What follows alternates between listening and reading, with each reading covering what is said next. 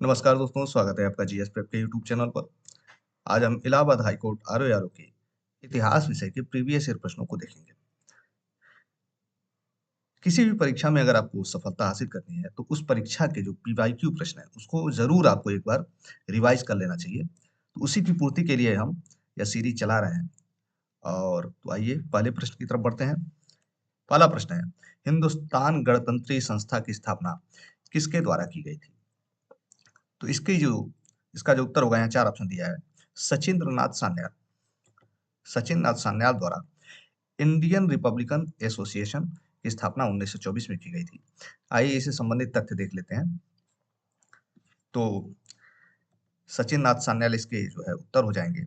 और Hindustan Republican association, जिसे संक्षेप में एचआरए भी कहा जाता है, इसका जो गठन है वह सचिन नाथ सान्याल तथा राम प्रसाद बिस्मिल ने किया था। दो व्यक्तियों ने मिलकर एचआरए की गठन की थी। और 1928 ईस्वी में इस संगठन का नाम बदलकर हिंदुस्तान सोशलिस्ट रिपब्लिकन एसोसिएशन कर दिया गया था। अगले प्रश्न की तरफ बढ़ते हैं। आंदोलनकारी सभा अभिनव भारत की स्थापना 1905 में कहाँ हुई थी? तो अभिनव भारत की एक संस्था थी आधुनिक भारत के इतिहास में। उसकी स्थापना 1905 ईस्वी में कहाँ हुई थी? तो इसका उत्तर होगा महाराष्ट्र। इसका उत्तर हो जाएगा महाराष्ट्र में अभिनव भारत की स्थापना हुई थी। आइए इससे संबंधित तथ्य देख लेते हैं। तो इसका उत्तर महाराष्ट्र है। और अभिनव भारत सोसाइटी की स्थापना जो है 1904 ईस्वी में विनायक दामोदर सावरकर और उनके बड़े भाई गणेश दामोदर सावरकर ने किया था।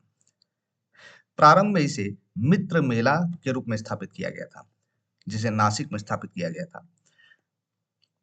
और इस संगठन का जो नाम था वह मैजनी के राजनीतिक आंदोलन यंग इटली से लिया गया था। तो इससे संबंधित तथ्य इतने थे। अगला प्रश्न देखते हैं। भारत के स्वतंत्रता संग्राम के दौरान लतिका घोष द्वारा निम्नलिखित में से किस संगठन की स्थापना एवं नेतृत्व किया गया था?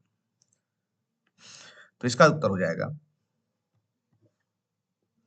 महिला राष्ट्रीय संघ। ऑप्शन ए सही हो जाएगा। इससे संबंधित तथ्य देख लेते हैं। इसका उत्तर महिला राष्ट्रीय संघ है। और लतिका घोष ने 1928 में सुभाष चंद्र बोस के मार्गदर्शन में महिला राष्ट्रीय संघ की स्थापना एवं नेतृत्व किया था। आइए अगले प्रश्न की तरफ बढ़ते हैं। भगत सिंह और बटुकेश्वर दत्त ने किसके विरोध में विधानसभा में बम फेंके थे? तो एक विधेयक पारित हुआ था, जन सुरक्षा विधेयक।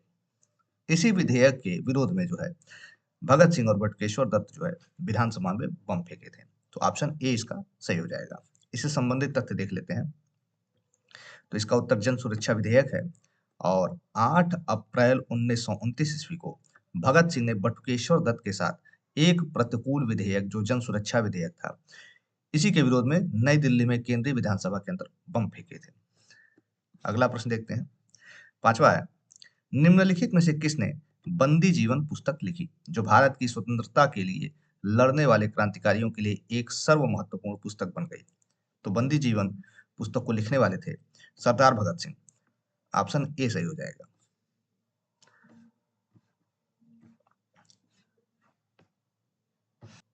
देखिए, बंदी जीवन का जो लेखक थे वह थे सचिंद्र नाथ सान्याल। ठीक है, भगत सिंह नहीं होंगे, सचिंद्र नाथ सान्याल होंगे। इसका उत्तर हो जाएगा। इससे संबंधित तथ्य देख लेते हैं। यह जो है बंदी जीवन जो है वह क्रांतिकारी सचिंद्र नाथ सान्याल की आत्मकथा है। और सचिंद्र नाथ सान्याल ने ही हिंदुस्तान रिपब्लिकन एसोसिएशन की स्थापना की थी 1924 ईस्वी में। छठवां प्रश्न है,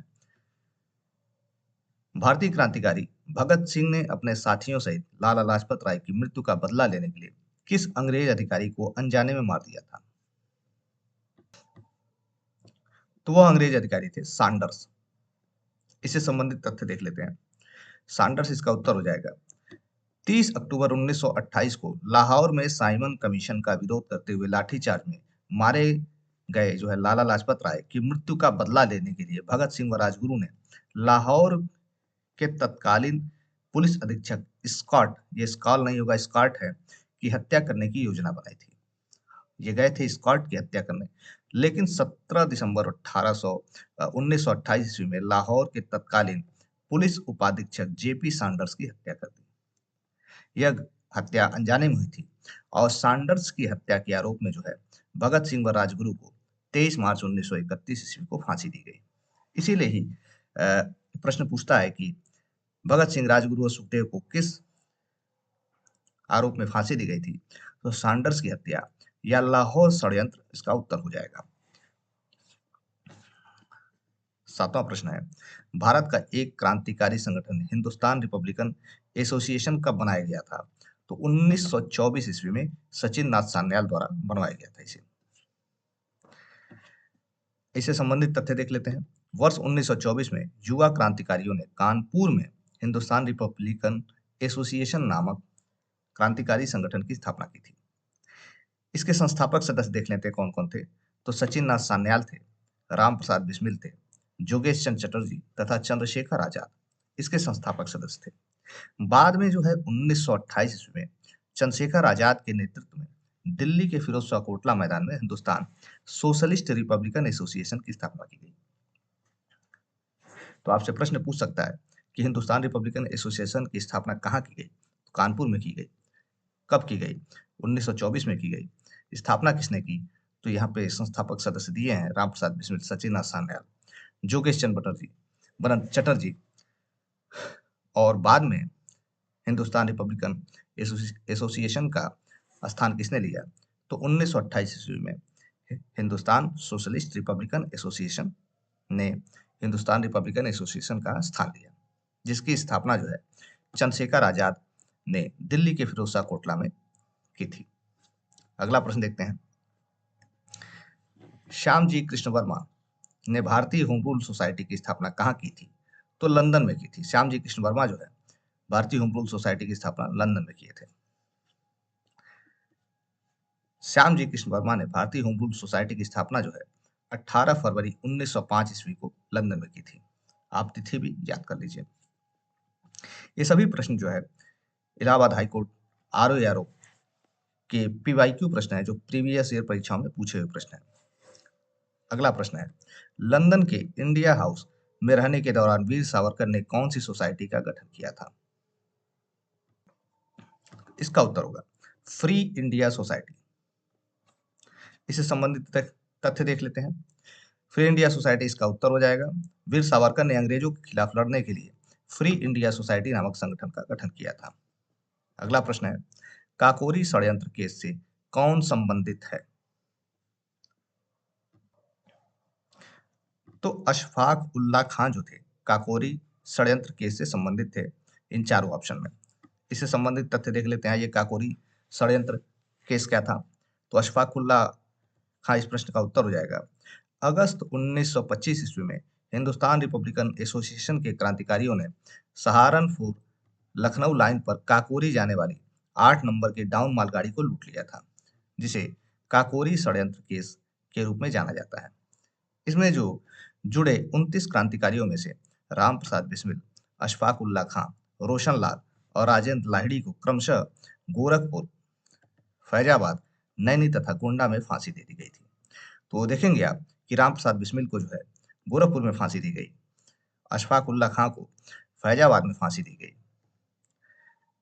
रोशन लाल को नैनी जो कि प्रयागराज में एक जेल है वहां फांसी दी गई तथा राजेंद्र लाहिड़ी को गोंडा में फांसी दी गई। यह भी प्रश्न आपसे पूछा जाता है परीक्षा में। अगला प्रश्न है, इंकलाब की तलवार विचारों की शान पर तेज होती है, उपर्युक्त कथन का श्रेय किसको जाता है? इस प्रश्न का उत्तर होगा भगत सिंह।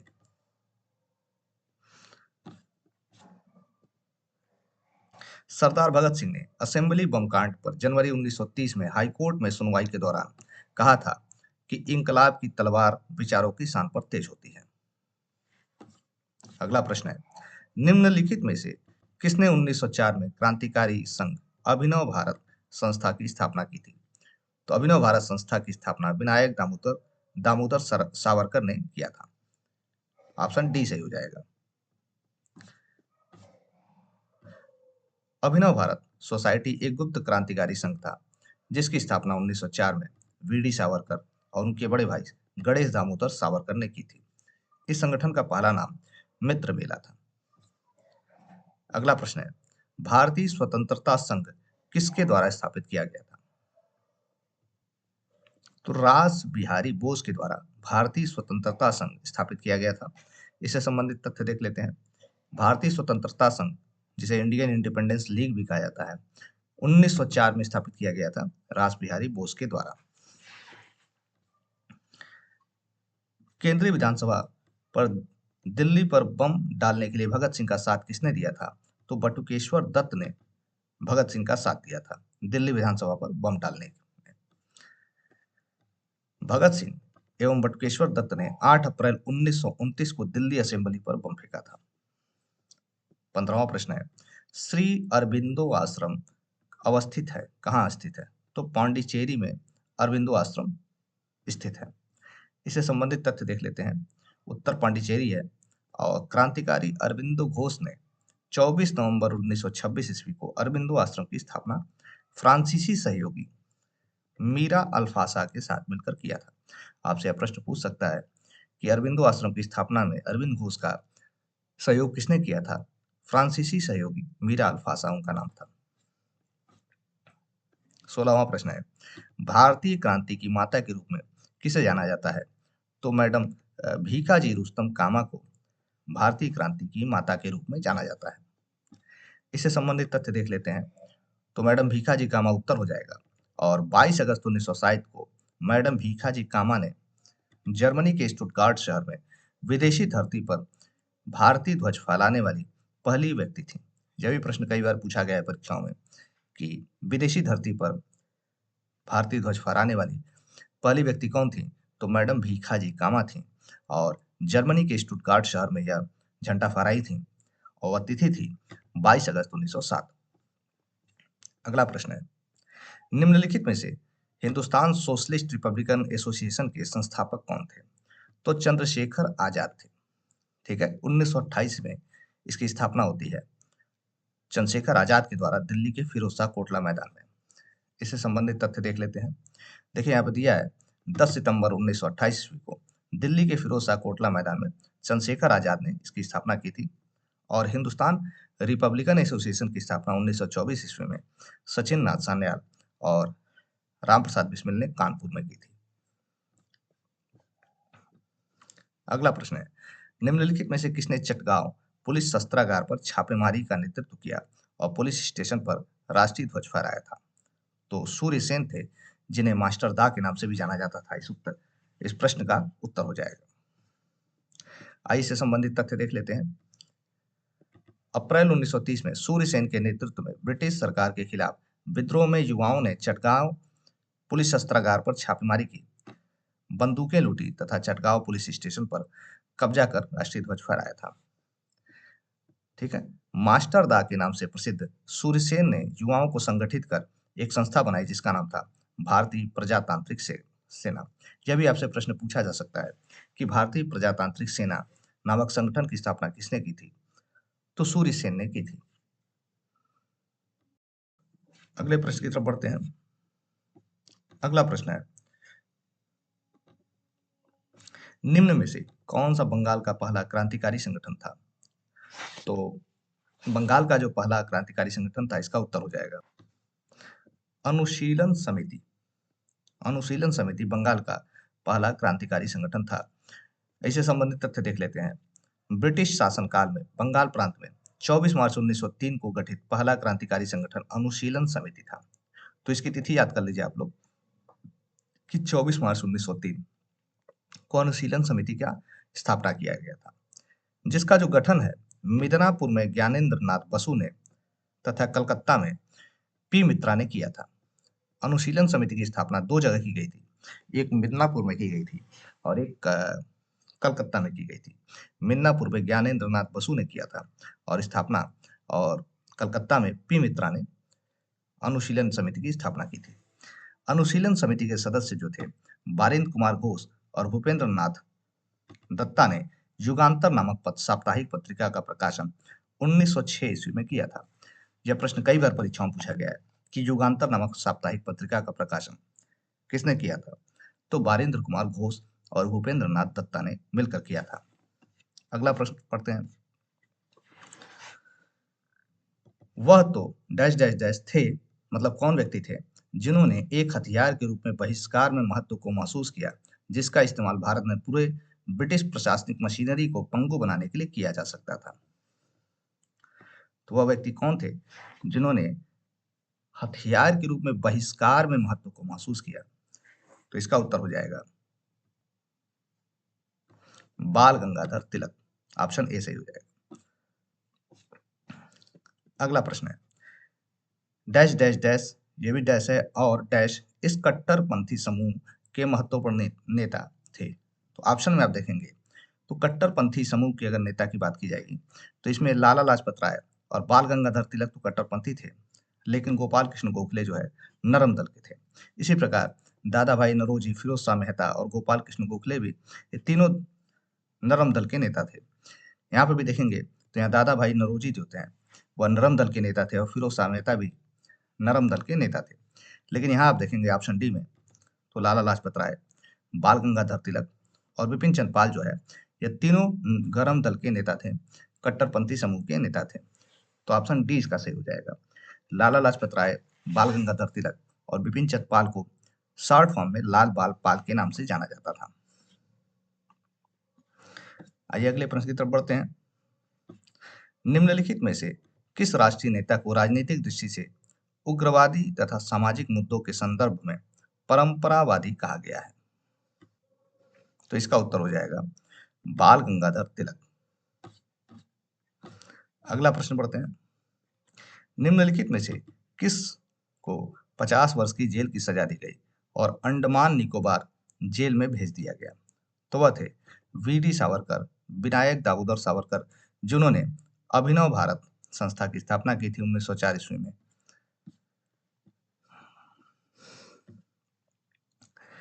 विनायक दामोदर सावरकर को नासिक जिले के कलेक्टर जैक्सन की हत्या के षड्यंत्र के लिए 50 वर्ष की सजा दी गई थी और अंडमान निकोबार, जिसे सेलुलर जेल कहा जाता था, वहां भेज दिया गया था। विनायक दामोदर सावरकर की कुछ प्रमुख पुस्तकें हैं भारतीय स्वतंत्रता युद्ध, मेरा आजीवन कारावास, अंडमान की प्रतिध्वनियां एवं जेल में हिंदुत्व और the Indian war of independence. यह तो इंडियन वार ऑफ इंडिपेंडेंस पुस्तक है, वह 1857 की क्रांति पर लिखी हुई पुस्तक है। 24वां प्रश्न है, निम्नलिखित घटनाक्रम को काल क्रमानुसार व्यवस्थित कीजिए। तो यहाँ पे आप देखेंगे तो अगर काल क्रमानुसार अगर व्यवस्थित करना है तो जलियांवाला बाग नरसंहार आपका 1919 ईस्वी में हुआ था। दांडी नमक कानून आपका 1930 ईस्वी में हुआ था। 1930 में ही सविनय अवज्ञा आंदोलन शुरू हुआ था। तो यहाँ पे सबसे पहले जलियांवाला बाग नरसंहार हुआ। तो ऑप्शन सी सबसे पहले यहाँ पे दे रहा है, तो ऑप्शन सी ही सही हो जाएगा, क्योंकि जलियांवाला बाग नरसंहार से पहले कोई भी घटना घटित नहीं हुई थी। तो ऑप्शन सी। फिर बी है, बी असहयोग आंदोलन हुआ था 1920 ईस्वी में और खिलाफत आंदोलन 1919 में हुआ था। फिर ऑप्शन डी है, चौरी चौरा की घटना 1922 ईस्वी में हुई थी, 4 फरवरी 1922 ईस्वी को। फिर ऑप्शन ए है, तो दांडी नामक कानून को तोड़कर सविनय अवज्ञा आंदोलन शुरू किया था 1930 ईस्वी में, और द्वितीय गोलमेज सम्मेलन जो है आपका 1931 ईस्वी में शुरू हुआ था। यहाँ पे भाई तिथि दे दिया है, जलियांवाला बाग 13 अप्रैल 1919 को, असहयोग आंदोलन आपका 1920 ईस्वी में, खिलाफत आंदोलन अक्टूबर 1919 ईस्वी में, चौरी चौरा की घटना 4 फरवरी 1922 ईस्वी में, दांडी नमक कानून तोड़कर सविनय अवज्ञा आंदोलन शुरू किया था 6 अप्रैल 1930 ईस्वी को, और द्वितीय गोलमेज सम्मेलन 7 सितंबर 1931 से 1 दिसंबर 1931 ईस्वी तक चला था। अगला प्रश्न है, स्वतंत्रता संघर्ष की प्राथमिक अवस्था में किस वर्ग के लोगों ने अत्यधिक सक्रियता से भाग लिया था? तो शिक्षित मध्यम वर्ग के लोगों ने ही स्वतंत्रता संघर्ष की प्राथमिक अवस्था में अत्यधिक सक्रियता से भाग लिया था। तो इस प्रकार आज के वीडियो को हम यहीं समाप्त करते हैं, और आप लोग पढ़ते रहिए, स्वस्थ रहिए, मस्त रहिए। धन्यवाद। जय हिंद।